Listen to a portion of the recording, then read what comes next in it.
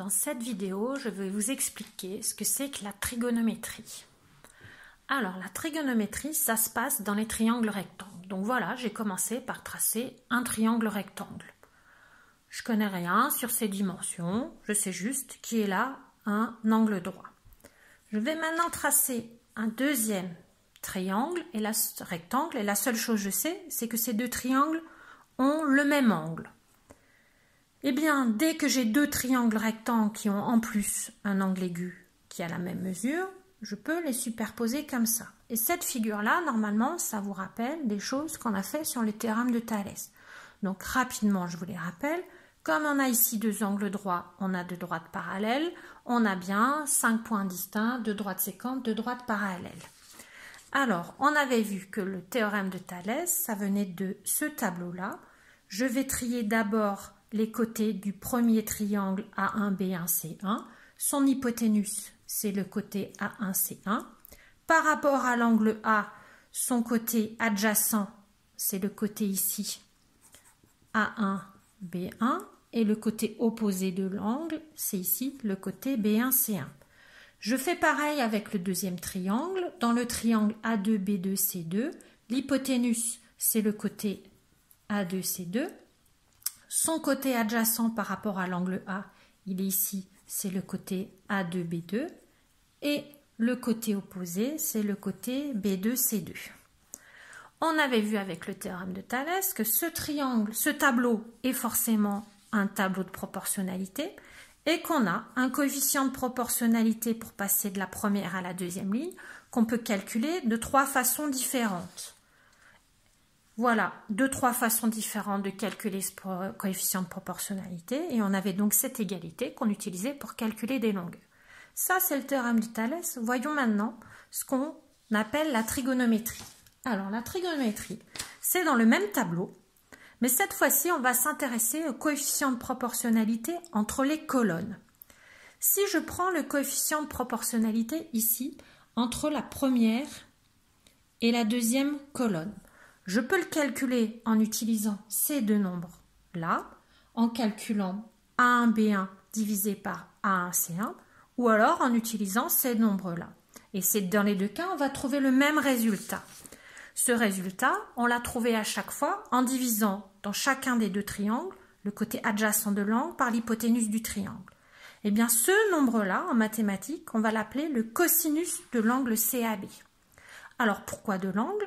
Ça veut dire que si j'avais eu un angle de 60 degrés, tous les triangles rectangles qui ont un angle de 60 degrés, quand je divise le côté adjacent divisé par l'hypoténuse, je vais trouver le même nombre.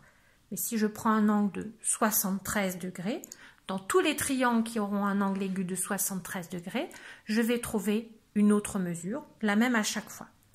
La notation mathématique, on prend les 3 premières lettres de cosinus, donc COS, et entre parenthèses, on met le nom ou la mesure de l'angle. Ensuite, dans ce tableau, il y a un autre coefficient de proportionnalité entre la première et la troisième colonne. Ce coefficient de proportionnalité, de la même façon, je peux le calculer dans le premier triangle ou dans le deuxième triangle, ça va me donner le même résultat.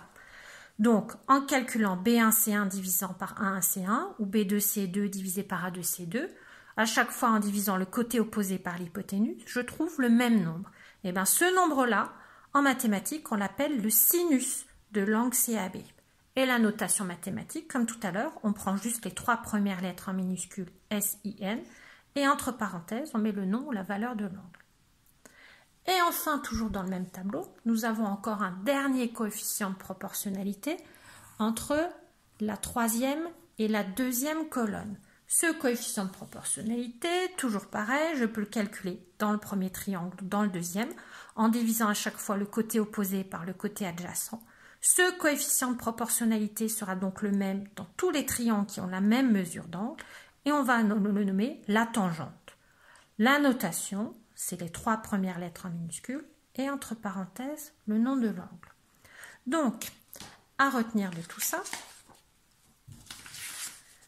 c'est que dans n'importe quel triangle rectangle, quand on s'intéresse à un des angles obtus, si on divise le côté adjacent par l'hypoténuse, on trouvera toujours la même valeur qu'on appelle le cosinus de l'angle. Si on divise le côté opposé par l'hypoténuse, on trouvera toujours la même valeur qu'on va appeler le sinus de l'angle. Et si on divise le côté opposé par le côté adjacent, on trouvera tout le temps la même valeur qu'on appelle la tangente de A.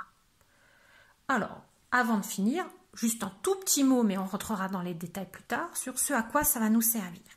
Eh bien, si je resépare mes deux triangles, ça veut dire que si dans un triangle je connais l'angle, je vais pouvoir calculer le coefficient de proportionnalité qui lie ces deux côtés, ou ces deux-là, ou ces deux-là.